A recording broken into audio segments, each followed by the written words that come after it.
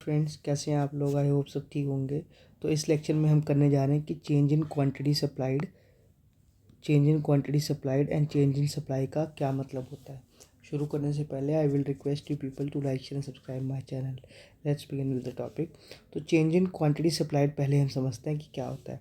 It refers to change in amount of a good supplied due to change in its own price. मतलब ये change होता है amount में जो goods होती है सप्लाई की, जो सप्लाई ऑफ गुड्स होता है उसमें जो भी चेंजेस आते हैं उसको हम बोलते हैं change in quantity supplied. And this change is due to change in its own price, जब उसका खुद का प्राइस चेंज होता है किसी भी गुड का। ठीक है। While all other factors remain constant, लेकिन जो बाकी सारे फैक्टर्स हैं वो कांस्टेंट रहते हैं। ठीक है। तो जैसे टेस्ट एंड प्रेफरेंस हो गए, टेक्नोलॉजी हो गई, ये सब कांस्टेंट रहेंगे। लेकिन क्योंकि उसकी प्राइस में चेंज आ रहा है, इसीलिए उसके सप्लाई में भी चेंज आ रहा है। इसकी वजह से चेंज इन क्वांटिटी सप्लाइड होती है। एग्ज़ाम में ये बात याद रखना बहुत ज़रूरी होता है कि चेंज इन क्वांटिटी सप्लाइड किस वजह से होती है और चेंज इन सप्लाई किस वजह से होती है। तो चेंज इन क्वांटिटी सप्लाइड जो होती है वो चेंज इन जब प्राइस होता है उसकी वजह से चेंज हो रहा होता है, लेकिन बाकी सारे जो फैक्टर्स होते हैं वो कांस्टेंट रहते हैं, वो सेम रहते हैं। ठीक है। कॉजेज़ इस कैसे कॉज होता है? ये only price of the commodity changes. सिर्फ प्राइस जो है कमोडिटी का वो चेंज होता है, बाकी सब कांस्टेंट रहता है। इफेक्ट क्या होता है इसका सप्लाई कर्व पे? Movement along the same supply curve. तो जब हम क्वांटिटी सप्लाइड की बात करते हैं, चेंज इन क्वांटिटी सप्लाइड की, तो ये सेम ही क्या बोलते हैं, movement along the supply curve होता है। ठीक है। मतलब अलोंग द सप्लाई कर्व मतलब या तो एक्सटेंशन होती है, कॉन्ट्रैक्शन होती है। जैसे कि यहाँ पे दिखा रखा है कि इसके दो टाइप्स होते हैं। मूवमेंट कैसी होती है? एक तो इंक्रीजिंग मूवमेंट होएगी कह सकते हैं, और एक होगी डिक्रीजिंग मूवमेंट होगी। तो इंक्रीजिंग को हम बोलते हैं एक्सटेंशन और डिक्रीजिंग को हम बोलेंगे कॉन्ट्रैक्शन। ठीक है। जैसे कि यहाँ पे लिखा हुआ एग्जाम्पल क्या है? If the price of the wheat increases farmer supply more wheat. अगर वीट का प्राइस इंक्रीज़ हो गया तो उसकी सप्लाई भी इंक्रीज़ हो जाएगी। ये कैसे होगा मैं आपको ड्रॉ करके बताता हूँ। ठीक है। Let's draw the diagram of it. So first we are going to do a case of extension of supply. अब एक्सटेंशन ऑफ सप्लाई का मतलब क्या है कि प्राइस के चेंज होने की वजह से सप्लाई इंक्रीज हो रही है। कि when other things being equal, और कह सकते हैं constant quantity supplied of a commodity rises due to rise in its price।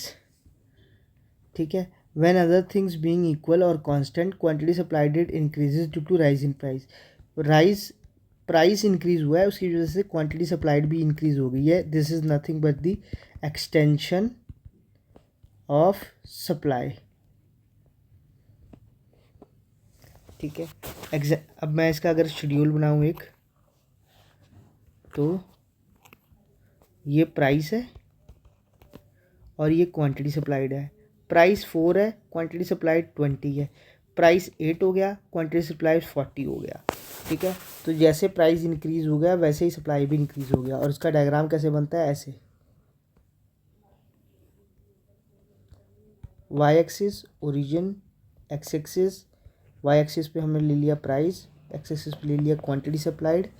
तो यहाँ मान लीजिए 4 है, यहाँ 8 है, यहाँ 20 है, यहाँ 40 है। तो पहले प्राइस था 4 और क्वांटिटी सप्लाई थी 20। ठीक है। ये यहाँ कहीं आ रहा है, सॉरी, ये दूसरे में 8 था और ये ऐसे आ रहा है। ठीक है। तो क्वांटिटी सप्लाइड क्या हो गई? ऐसे हो गई, पॉइंट ए से पॉइंट बी की तरफ चली गई। ठीक है। तो दिस इज सप्लाई का, this is known as extension. ठीक है, इसको हम बोलेंगे एक्सटेंशन। ठीक है, और दूसरा केस क्या होगा, B contraction of supply curve. Contraction of supply curve क्या होता है, when other things being equal / same quantity supplied of a commodity falls due to fall in its own price। ठीक है, अदर थिंग्स बीइंग इक्वल और same quantity supplied of a commodity falls due to fall in price. Price fall हो गया, इसीलिए इसकी वजह से quantity supply भी फॉल हो गई। This is known as contraction of supply curve. अगर मैं इसका एक बॉक्स बनाऊँ आपको, तो प्राइस और क्वांटिटी सप्लाइड, प्राइस 8 था, क्वांटिटी सप्लाइड 40 था, प्राइस 4 हुआ, क्वांटिटी सप्लाइड 20 हो गया। तो ये डायग्राम जैसे पहले हमने एक्सटेंशन का बनाया था, अब बनेगा कॉन्ट्रैक्शन का। वाई एक्सिस पे मैंने प्राइस ले लिया, एक्स एक्सिस पे मैंने क्वांटिटी सप्लाइड ले ली। तो ये 20, ये 40, ये 4, ये 8। पहले प्राइस था 8, क्वांटिटी सप्लाइड था 40। ठीक है, ऐसा कुछ यहाँ बन रहा है। आप स्केल से बनाएंगे तो सीधा बनेगा। ठीक है, यहाँ पे दिस एस, ठीक है, ये ए और ये बी पॉइंट, यहाँ से यहाँ जो जंप गया है, ठीक है, this is known as contraction of supply curve. ठीक है, ये this is known as contraction of supply curve. अगला अगर हम बात करें चेंज इन, सो या दिस इज, अगला जो है वो change in supply. It refers to change in overall supply due to factors other than price. ये क्या, इसका मतलब ये है कि जो सप्लाई है वो चेंज हो रही है due to change in overall supply. ठीक है, due to factors other than price, price की वजह से नहीं, अदर देन प्राइस के फैक्टर की वजह से चेंज हो रहा है। मतलब प्राइस जो, इस केस में हमारा जो प्राइस है वो कांस्टेंट है, वो क्या है, कांस्टेंट है, वो कांस्टेंट है, या कह लो वो सेम है, प्राइस चेंज नहीं हो रहा। ठीक है, अदर फैक्टर्स चेंज हो रहे हैं। कॉजेज़ क्या है, factors like cost of production बढ़ गई है या घट गई है, टेक्नोलॉजी इंक्रीज या डिक्रीज हो गई है, गवर्नमेंट की पॉलिसी कैसी है, टैक्स लगा दिया सरकार ने ज़्यादा, सब्सिडी दे दी। ठीक है, ये सब। और अगर हम बात करें प्राइसेस ऑफ रिलेटेड गुड्स पे क्या की वजह से क्या असर पड़ रहा है, वेदर कंडीशंस कैसी हैं, ठीक है, उन सब का असर है।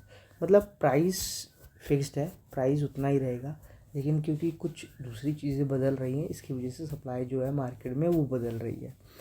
इफ़ेक्ट ऑन कर्व, जो सप्लाई कर्व पे, इस पर क्या इफेक्ट होता है, तो shift of entire supply curve, पूरी सप्लाई कर्व शिफ्ट हो जाती है। या तो इंक्रीजिंग सप्लाई कर्व होगा राइटवर्ड या लेफ्टवर्ड, या डिक्रीजिंग सप्लाई कर्व होगा, sorry, increasing supply curve rightward होगा और डिक्रीजिंग सप्लाई होगा तो वो लेफ्टवर्ड शिफ्ट हो जाएगा।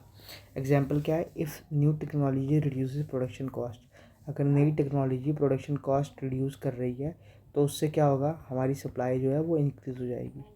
ठीक है, और वाइस वर्सा, अगर न्यू टेक्नोलॉजी हमारी कॉस्ट को इंक्रीज़ कर रही है तो सप्लाई डिक्रीज़ हो जाएगी। ठीक है, तो मैं आपको इसके केसेस बताता हूँ। ठीक है, तो अगर हम बात करें इसमें चेंज इन सप्लाई की, चेंज इन सप्लाई, ठीक है, तो इसमें दो केसेस आएंगे। पहला है इंक्रीज इन सप्लाई, ठीक है, दूसरा है डिक्रीज इन सप्लाई। तो पहले की अगर हम बात करें, इंक्रीज इन सप्लाई। अब इंक्रीज इन सप्लाई मान लो XYZ कोई भी रीज़न है, ठीक है। तो प्राइस जो है हमारा, मान लो पहले 10 था, क्वांटिटी सप्लाइड कितनी थी, या क्वांटिटी कितनी थी हमारी 4। अब भी प्राइस 10 है, क्वांटिटी सप्लाइड 8 हो गया ड्यू टू मैनी रीजंस, ठीक है। तो डायग्राम कैसे बनेगा, ऐसे Y axis origin, X axis. Price same है, पहले प्राइस ये था एस, ठीक है। अब प्राइस इंक्रीज हो गया, प्राइस सेम रहा है क्योंकि अदर फैक्टर्स किसी रीजन की वजह से सप्लाई इंक्रीज हो गई, S1 this is the rightward shift. पहले Q थी, अब Q1 अमाउंट हम खरीद रहे हैं, ठीक है। तो this is the increase in supply curve. दूसरा क्या है, decrease in supply. Decrease in supply कैसे होगा, प्राइस 10 है, क्वांटिटी सप्लाइड 8 है, प्राइस 10 ही रहा लेकिन क्वांटिटी सप्लाइड 4 हो गया ड्यू टू मैनी रीजंस, कोई भी रीज़न हो सकता है लेकिन प्राइस सेम ही रहेगा। तो इसको बनाना बहुत ही आसान है, प्राइस सेम है, ओरिजिन वाई एक्स एक्सिस, तो this is S new supply curve,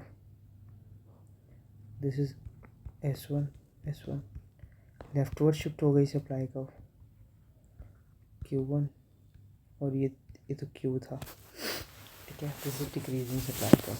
तो आई होप आपको चेंज और क्वांटिटी चेंज में समझ, चेंज और क्या बोलते हैं, change in quantity supplied and change in supplied में आपको डिफरेंस पता लग गया होगा। मिलते हैं नेक्स्ट लेक्चर में, till then bye. In case आपको कोई भी इसमें दिक्कत आती है तो प्लीज़ कमेंट में so that I can resolve your queries. Thank you so much for watching this video. Kindly like and subscribe my channel also. Thank you.